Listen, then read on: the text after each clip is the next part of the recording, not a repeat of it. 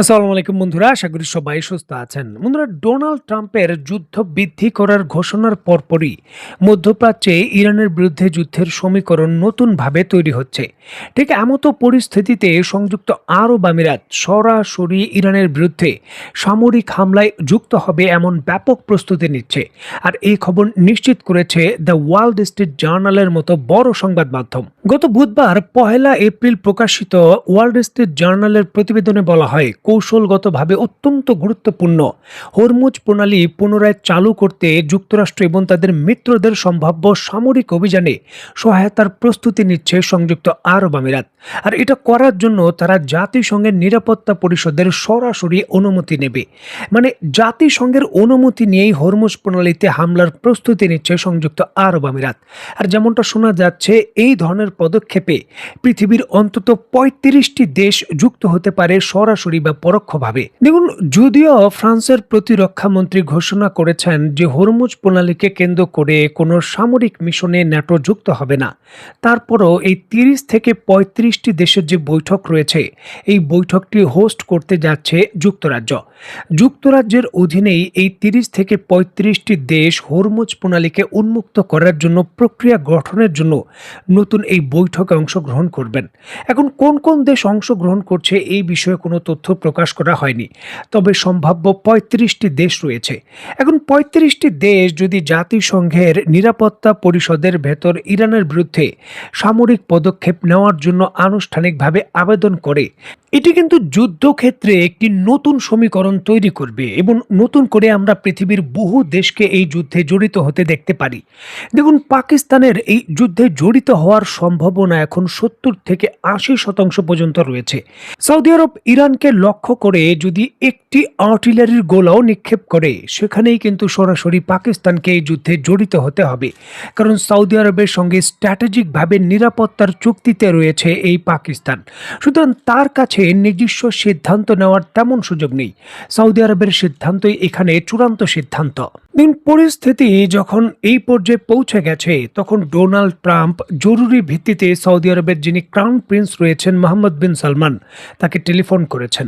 এখন এই টেলিফোন আলাপে কি হয়েছে এই বিষয়ে তারা কোনো তথ্য প্রকাশ করেনি। তবে এই ক্ষেত্রে অনেক সামরিক বিশেষজ্ঞই আশঙ্কা করছেন, সংযুক্ত আরব আমিরাত যেহেতু সরাসরি যুদ্ধের প্রস্তুতি সম্পন্ন করেছে এবং যুদ্ধে তারা নামতে চলেছে, এই ক্ষেত্রে যুক্তরাষ্ট্রের পক্ষ থেকে সৌদি আরবকে একই ধরনের পদক্ষেপ নেওয়ার জন্য প্রেশার দেওয়া হচ্ছে যে সংযুক্ত আরব আমিরাতের সঙ্গে মধ্যপ্রাচ্যের ভেতর যুক্তরাষ্ট্রকে সহযোগিতা করে ইরানের বিরুদ্ধে পদাতিক হামলায় যুক্ত হওয়ার জন্য।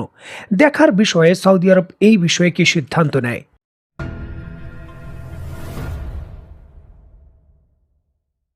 দেখুন, একদিকে ডোনাল্ড ট্রাম্প দাবি করছেন ২-৩ সপ্তাহে হামলার মাত্রা বৃদ্ধি পাবে। ৩৫টি দেশ জরুরি বৈঠক করছে ইরানের বিরুদ্ধে হরমুজ প্রণালী নিয়ে কি করবে। উপসাগরীয় দেশগুলোর মধ্যে সংযুক্ত আরব আমিরাত যুদ্ধের জন্য প্রস্তুত, বাকি দেশগুলোকেও রাজি করানোর চেষ্টা করছে ডোনাল্ড ট্রাম্প। এমতো অবস্থায় ইরান তার সামরিক পদক্ষেপ কি নেবে? সামরিক পদক্ষেপ কি খাটো করে আনবে, ছোট করে তারা হামলার পরিধি কমিয়ে এনে সমঝোতা কি করে করা যায় সেই প্রচেষ্টা কি করবে? দেখুন, এই ক্ষেত্রে ইরান শক্তিশালী বার্তা দিয়েছে তার হামলার মাধ্যমে। নিশ্চয়ই দেখতে পাচ্ছেন, ইরানের প্রেস টিভি নিশ্চিত করছে একদিনে অ্যাট এ টাইম অন্তত ১০০-র বেশি ballistic missile, heavy ballistic missile এবং অগণিত সংখ্যক যে ড্রোন রয়েছে ইসরায়েলকে লক্ষ্য করে ইরান তার যে ৮৯তম হামলার ওয়েব রয়েছে তার অংশ হিসাবে হামলা করেছে। ইসরায়েলের যে মধ্যাঞ্চল রয়েছে সেই মধ্যাঞ্চল লক্ষ্য করেই শক্তিশালী পেলোড সক্ষমতার প্রায় ১১টি ক্ষেপণাস্ত্র ছুটেছে ইরান এবং সেই হামলায় ইসরায়েলের অভ্যন্তরীণ যে সুয়ারেজ লাইন ব্যবস্থা এবং পানি নিষ্কাশন ব্যবস্থা রয়েছে তা ক্ষতিগ্রস্ত হয়েছে। স্ক্রিনে নিশ্চয়ই আপনারা দেখতে পাচ্ছেন, ইসরায়েলের একেবারে মধ্যাঞ্চলীয় যে তেল আবিবের শহর রয়েছে, শহরতলিতে সেখানেই কিন্তু কৃত্রিমভাবে পানি বের হয়ে প্লাবিত করে ফেলেছে। মানে কৃত্রিম বন্যার মতো তৈরি হয়ে গেছে ইসরায়েলের ভেতর ইরানের এই হামলার কারণে। দেখুন, ইরান তার ৮৯তম এই হামলার ওয়েবে শুধুমাত্র ইসরায়েলের মধ্যাঞ্চলের গুরুত্বপূর্ণ বেসামরিক স্থাপনা নয়, সামরিক স্থাপনাগুলোকেও ভালোভাবে টার্গেট করেছে, যেগুলো গোপন টার্গেট হিসাবে বিবেচিত ইরান দাবি করছে। দেখুন, ইসরায়েল যুদ্ধকালীন পরিস্থিতিতে তার যে সকল কমান্ড সেন্টার ছিল এবং সামরিকভাবে গুরুত্বপূর্ণ স্থাপনাগুলো ছিল, অভিযোগ রয়েছে সেগুলো বেসামরিক স্থাপনার অভ্যন্তরে লুকিয়ে নতুন করে রিলোকেটেড করেছে, যেগুলো কিন্তু ইরানের জানার কথা নয়, এমনটা হলো ইসরায়েলের দাবি। তবে ইরান দাবি করছে তারা তাদের গোয়েন্দা সংস্থা, যারা ইসরায়েলে বর্তমানে কিছুটা ছড়িয়ে ছিটিয়ে নেটওয়ার্কের মতো রয়েছে, তাদের মাধ্যমেই কিন্তু গোপন এই তথ্যগুলো সংগ্রহ করেছে এবং এখন ইসরায়েলের বিভিন্ন স্থানে নতুন করে রিলোকেটেড করা এই সকল কমান্ড সেন্টারকে লক্ষ্য করে তারা হামলা করছে। আর এই হামলার অংশ হিসাবেই ১০০টি ব্যালিস্টিক মিসাইল তারা ব্যবহার করেছে, এটা হলো ইরানের দাবি। গতকাল রাত থেকে ভোর পর্যন্ত ইরানের যে হামলা হয়েছে, এই হামলায় ইসরায়েল তার সংবাদ মাধ্যম সূত্রের বরাতে নিশ্চিত করেছে যে বেনি ব্র্যাক নামক যে এলাকা রয়েছে সেখানে একাধিক ইম্প্যাক্ট হয়েছে। বিশেষ করে ক্লাস্টার ইমিউনেশন বা সাবমিশন বোলট ছড়িয়ে পড়ার কারণে ভবন, রাস্তাঘাট এবং যানবাহনের ক্ষতি হয়েছে। স্যাম্পেলে আহতের ঘটনা বেশি। এছাড়াও পেতা তিভা নামক জায়গা রয়েছে যেখানে মিসাইলের টুকরো এবং ইম্প্যাক্ট ভবনের ক্ষতিগ্রস্ত স্থান ধসে পড়ার আশঙ্কা করেছে, যেখানে জরুরি ভিত্তিতে সেবা টিম কাজ করছে। তবে রামাত গানের যে ভবন এবং ক্ষতিগ্রস্ত যে সকল যানবাহন রয়েছে সেই বিষয়ে তথ্য দিচ্ছে ইসরায়েল। এছাড়াও তেল আবিবের এলাকায়ও ক্ষয়ক্ষতির খবর তারা নিশ্চিত করছে। তবে এখানে যে হতাহতের ঘটনা সেই বিষয়ে কোনো তথ্য ইসরায়েল দেয়নি।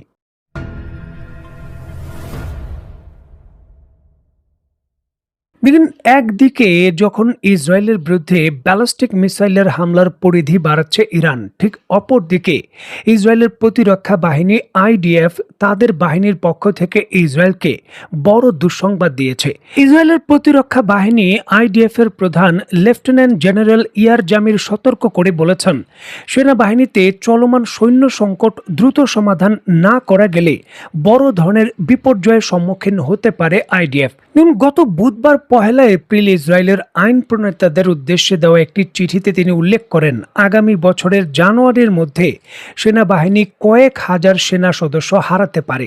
আর এই সংকট মোকাবেলায় তিনি পুরুষদের জন্য বাধ্যতামূলক সামরিক পরিষেবার মেয়াদ বাড়ানোর জন্য আনুষ্ঠানিকভাবে আবেদন করেন। দেখুন, আইডিএফ এর প্রধান তার বক্তব্যে দাবি করেছেন রিজার্ভ সিস্টেম বা সংরক্ষিত বাহিনী একটি যুগোপযোগী নিয়োগ আইন পাশ করা জরুরি, যেখানে স্পষ্টভাবেই উল্লেখ থাকবে যে যারা বর্তমানে রিজার্ভ সৈন্য হিসাবে কাজ করছেন তাদের ৬ মাস বা ৮ মাস পর যে ছুটি রয়েছে তার থাকবে না। বাধ্যতামূলক যে নিয়মিত বাহিনী রয়েছে তার মতোই কাজ করতে হবে, এর বিকল্প নেই, এমনটা কিন্তু তিনি বলেছেন। দেখুন, রিজার্ভ সেনাবাহিনীর যে মেয়াদ রয়েছে সেটা ৩৬ মাস পর্যন্ত বৃদ্ধি করার তিনি দাবি করেন। তিনি সতর্ক করে বলেন, এই ঘাটতির কারণে হাজার হাজার সম্মুখ সারির যে যোদ্ধা এবং যুদ্ধকালীন সহায়তা সেনার অভাব দেখা দেবে, যার চরম মূল্য দিতে হতে পারে সংরক্ষিত বাহিনীর সদস্য বা তাদের পরিবারদের। আর এই জন্যই কিন্তু অতিরিক্ত সময়ে জরুরি ভিত্তিতে সেনা সদস্য তলব করার কথা বলা হয়েছে, যেটা ইসরায়েলের অর্থনীতি এবং সামরিক পরিস্থিতির জন্য একটা জটিল বিষয়। দেখুন, ইরান সবেমাত্র যুদ্ধ শুরু করেছে, মানে ১ মাস হয়েছে, তাও পদাতিক হামলা শুরু হয়নি। মানে এই ইরানের যে সামরিক সদস্যরা রয়েছেন সরাসরি যুদ্ধে এখনো লিপ্ত হননি, যুদ্ধটা আকাশপথেই সীমাবদ্ধ। তবে ইসরায়েলের ক্ষেত্রে বিষয়টা ভিন্ন।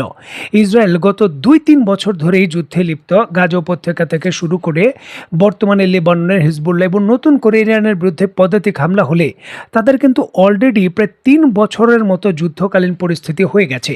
সুতরাং এটি তাদের সেনাবাহিনীর জন্য মনস্তাত্ত্বিকভাবেও একটা বড় চাপ, আর এই জিনিসটাই কিন্তু সতর্ক করছেন। কারণ দীর্ঘকালীন যুদ্ধ লাগাতার করলে সৈন্যদের এবং তাদের যে মনোবল রয়েছে তার উপর কিন্তু প্রভাব পড়ে। আর এই জন্যই সতর্ক করেছেন যে যুদ্ধকালীন পরিস্থিতি কন্টিনিউ করতে শক্তিশালী পদক্ষেপ নেওয়া ছাড়া এবং নতুন করে আরও রিজার্ভ সৈন্য ডাকা ছাড়া আর উপায় নেই। দেখার বিষয় ইসরায়েল এই বিষয়ে কি পদক্ষেপ নেয়। তো বন্ধুরা, আজকের মতো বিদায়, নতুন কোনো ভিডিও নিয়ে আবার দেখা হবে। সে পর্যন্ত সবাই ভালো থাকবেন, সুস্থ থাকবেন এবং বাংলাদেশকে ভালোবাসবেন। আল্লাহ হাফেজ।